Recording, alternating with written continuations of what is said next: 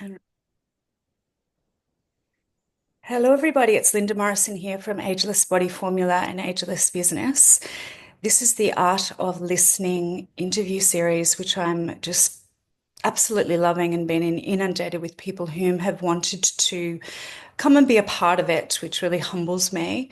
Um, I don't think would have gotten anywhere in my career without having the ability to be able to listen quite intently and stay as present as possible in the moment, listening to people's stories and also what they're actually wanting. And over the time, I've actually really learnt that I've learnt a lot more than I've probably imparted, but also being present allows the person speaking to truly have the experience of being heard. And that's got great healing abilities, but also in my mind's eye, it gets to the gold quicker. Where do they want to go? What do they want to do?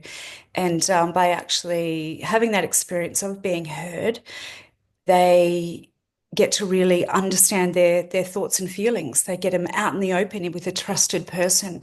So we continue this series today with Kat Dunn, and I'm really excited to have her here and also have her introduce herself and tell us pretty much how she actually got here and who she'd like to help moving forward. Hi, Kat. Hi, Linda. Thank you so much for having me. It's such an interesting interview series, particularly around the topic of listening, because I believe that we don't listen enough. So, listeners can probably tell that my accent is a little bit different to what they probably expect. Yes, I'm from England originally, a small working class city called Sunderland, which not many people have heard of, but it's totally okay. And I grew up very working class, studied hard at school. I was the youngest of three. And I was taught from a young age that basically you go to school, you go to university, you get a job, you meet somebody, you fall in love, you get a house, you get married, you have kids. And that's what you do. And that's it until the day you die. My sister decided to move to Australia, and we Oh, were very shocked because to us, Australia is like moving to Mars because where on earth is Australia? She left and didn't come back. And I was quite concerned because it just felt so impossible for people from where we were from to make such an incredible move. So when I turned 30, she asked me if I'd like to come over for a holiday. Um, it was a hard decision to be honest. I was a little bit like, doesn't everything in Australia want to kill you? All the sharks and jellyfish and the sun's really hot. And she's like, trust me, just get on the plane and come. And as soon as I stepped off that plane, I totally understand. There's such a different vibe here in Australia. I completely fell in love with it. And so, being the annoying little sister I am, I followed her and spent many years doing jobs and trying to stay and all the things. And so, I'm now 38 and I get to have my own business. I've built this incredible life. I have a great community. I have a wonderful partner.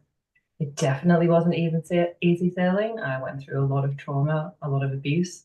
I spent 20 years in very bad relationships, which unfortunately not only followed me here, but then I got into them when I was here. And despite all that, I get to be here today on this interview series and get to talk about what I've learned, who I've become, and what I hope to bring out of other women going forward. I absolutely love that. I love a story of transformation. In fact, if I, right from the very beginning of when I sort of started, even working as a swim teacher for babies way back, if I couldn't get a result or a transformation, I wasn't going to get paid. And this goes for anything that I've actually ever done. Can you speak? And it's never transformation, of course, is never a straight line. Can you speak a little bit about your backwards and forwards with that before you've arrived to this, and then let people know, literally how you help them now as well. Yeah, sort of Yes. speak on that. So my story is basically that I am a survivor of domestic violence. And the strange part about that is my dad taught me to be a victim. So when I was growing up, my parents had a very abusive, very strained relationship. Obviously, growing up now and having done therapy and working with coaches, I understand that generational trauma cycle that happens. Obviously, my parents didn't have very good childhoods. Their parents didn't have very good childhoods. And so obviously the cycle begins. So when I was very young, my dad obviously was quite unhappy and he used to teach me things like always put the man first, always make sure that you look good, never gain weight because men don't like a fat lady, all these very toxic, masculine, heavy Yeah. statements that were obviously very damaging to me. So when I started dating in my early teens, I did anything and everything that anyone ever asked me to do because that's the way that you play somebody. Yeah. Hence, I became a people pleaser, which obviously bled out into every part of my life. So I spent 20 years dating people that were not nice to me because I didn't know there was anything different. One relationship lasted 9 years, and we actually came to Australia together. And it was interesting that once we did eventually break up, I would tell stories to some of my work colleagues about parts of our relationship and the look of horror on people's faces. I couldn't understand what was wrong. And it was when people were telling me that that's not normal behavior, that's not okay, and that's abuse. I started to click on, oh, but it's been like that for like a really, really long time because my dad said that was okay. That's what my dad told me to do. Mm. So I unfortunately ended up in another abusive relationship because I hadn't healed. And it was really bad right from the get-go. But again, I kept thinking, you try harder, you love stronger, it will get better because why wouldn't it? Because the problem's you, so I just need to fix me, right? And he actually forced me to go to therapy because he said I was the messed up one. So I Yeah. did. Therapy didn't really help. I found I was going around in circles. I felt like I was talking about the same thing over and over again. And then magically, I genuinely don't remember how I found out, but I found coaches. And I started working with a coach. I joined her community of wonderful women, and I Yeah. started to learn bit by bit what was happening to me wasn't okay. I had a choice. I could leave. I could make a new life. It definitely wasn't an easy decision to make. It took a long time, and the abuse cycle got worse and worse and worse. But when I did actually want to leave, they set me up with organizations and people who could actually help me. And then they supported me as I actually left and had to build this brand new life. I was left with nothing. I had nowhere to live. I had no money. My business had crashed. It was a big mess. Mm. But it's the best thing that ever happened to me because obviously it broke that cycle of this is not okay and you can't let this happen anymore. So work on what's happening with you. So I had to go back to those stories that my dad had given me and unpack them. And doing that work, obviously, I forgive him because he didn't know any better. He did exactly what he thought was right for me. He thought he was protecting me. Yeah. So I've been able to put up boundaries with family members and things like that to make sure going forward I am protected, but obviously do the work on whatever he told me wasn't okay. I get to be who I am. So now in my business, I get to support amazing coaches. I get to do their back end, their day-to-day operations, their tech support, their team management, launch their programs, all the things that they do. If anyone's in the coaching world, there's a lot of things that go on. Yes, you're an angel then. I There's know so they're like, much. do you like systems? Really? What's wrong with you? I'm like, I don't know. I need There's them. there's so much. Yeah, There's this so entire much. series alone has been way more than I thought, and it's not my first rodeo, so Yes, it's so much. And the reason I picked coaches was because coaches literally saved my life. I don't know if I would be here if I hadn't found that industry and found the right people to support me. So yeah, I figured if I can go in and use my expertise and the things I like to do, and they can focus solely on coaching, it means they're going to change someone else's life, and they're going to change someone else's life, and this beautiful domino happens around the world. And love that's the why I bookworm. started doing online business management and like you say, it's kind of that thing of like, how can I help more? How can I grow more? How can I get this message out a bit more? So then I decided to start speaking and share my story. So if other women are going through similar issues with domestic violence, they could realize that there is a way out. It's not easy, obviously, but you can get out, you can start a new life. And from that, I've created something called Life After I Left, which is an event that I try to hold every 2 to 3 months where women actually get to stand on stage with a microphone and tell their story. Love it. Terrifying, but absolutely needed because obviously we all have a story to share. All have a story to share. You don't know who it's going to help, who's going to be listening. But also, I'm so sick of being silenced. We get silenced so much that I just wanted to create a space where women have the opportunity to stand there and have people listen. So they feel seen and heard. And in that, that's so healing. Love it. And that just aligns with everything.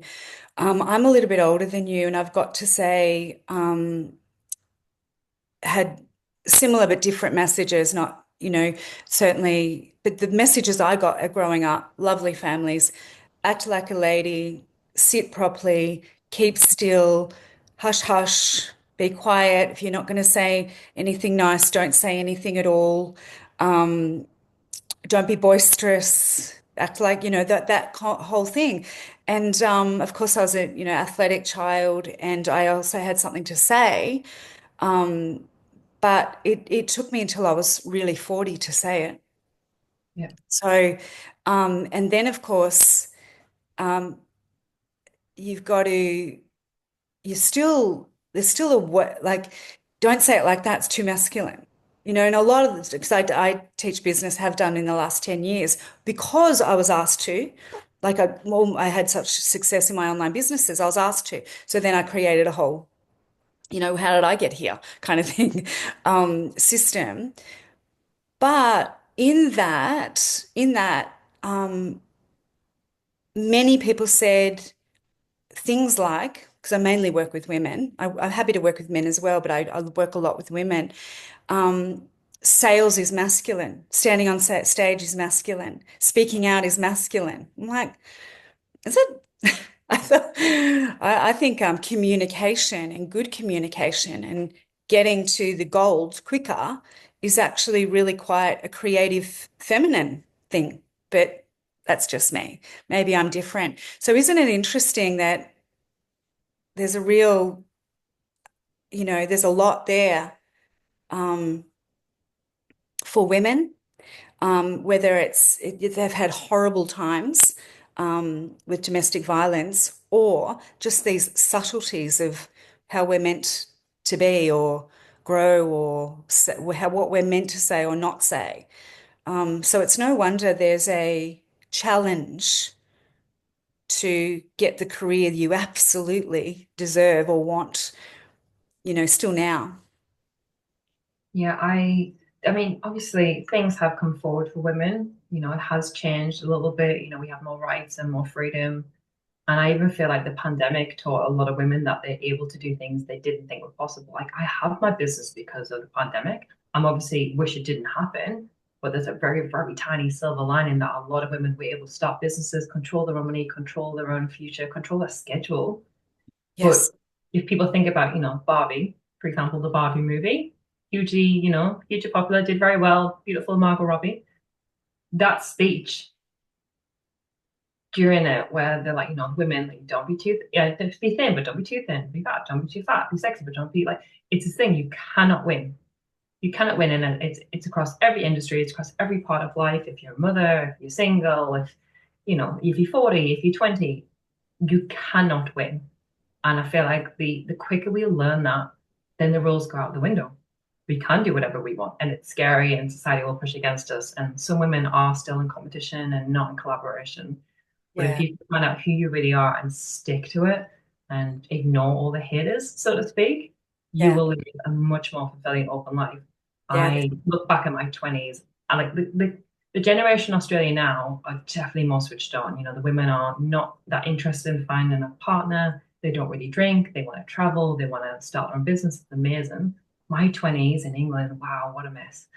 I was in an abusive relationship. We had a big drinking culture. You just went to work at 9 to 5 and you watched TV, and it was very set in stone how you behaved. Yeah. But obviously, even if someone gave me the opportunity to grow and develop and do the work, I would be too afraid and would not be able to understand it. It wasn't until I was 35. Yeah. There's a reason I happened upon a coach. There's a reason I happened upon a program that happened to be on sale Yeah. that day, that if I didn't sign up, I'd have to pay a double or whatever it was.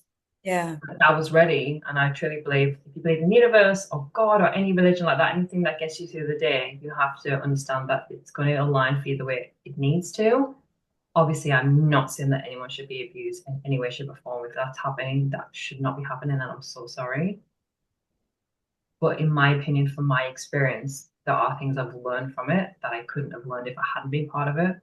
And I Right. wouldn't be able to give women the stage and the support and this platform to be like, you know what, I'm going to give you back your power and allow you to say exactly what you want to say. And I'm going to listen to every single word. Love it. Absolutely love it, Kat. You've got me all a little bit teary, and I don't want that.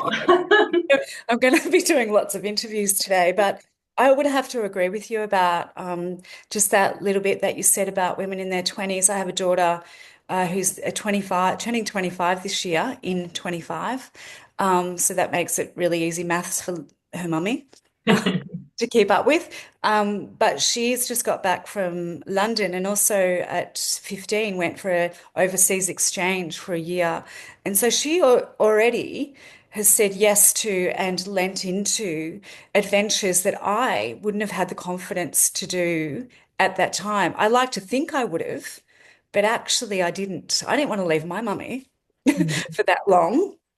But and she's also speaking her mind and saying things that I don't think I would have had the confidence to say then, and asking of her life things. She's into her second degree now and her master's. And so, I don't think I had that confidence at that time. I had a certain amount of confidence, but literally it's just another level now. And opportunity is another level. We've none of us have really got any excuse. And what I always sort of say with my ageless body participants is that you've got access to so much. Are you squandering it? To be born a girl anywhere, you'd want to be born in the West, in a good country, where there's access to all of these things. And then if you can get your hands on a computer and the internet, really, you can create unbelievable amounts of stuff, as I did when I moved from, sort of a very in being in the gym as well as being in the chiropractic office to all online 12 years ago was revolutionary. I was told I was selling out, I was told whatever, but I had a 10 and a 12-year-old I needed to look after 80% of the time. So my kids were the first to actually hear, Mummy's in a meeting, try not to come in. If you're choking or the house is burning down, and don't answer the front door to anybody except Nana. If Nana comes over, you can let Nana in. And that was it. So I had to do that years and years ago, and I found a way, and I was made to feel guilty about it. And now, of course, as you say, it's a normal way of operating, not just for mummies, but for daddies as well, grandmas and grandpas, all the things. So, um, I'd like to hear a little bit more about before we sort of ended up winding off. And you've been so generous with your own story, which I really, really super appreciate, because I think that story and being of a granddaughter of Irish people, they love a story. um, uh, What do you, what services do you offer? I know you've got a podcast, I think, and then also this being on stage, which I think is incredible because it's one of people's major fears to actually stand and speak in front of people. And if you meet me, I'm actually quite quiet in person, but when the camera's on, you've got to do something. You can't just sit here and be together, which is also lovely. But tell us about those things and then how people can contact you. And we'll have a couple of links of yours, of course, in the show notes and things.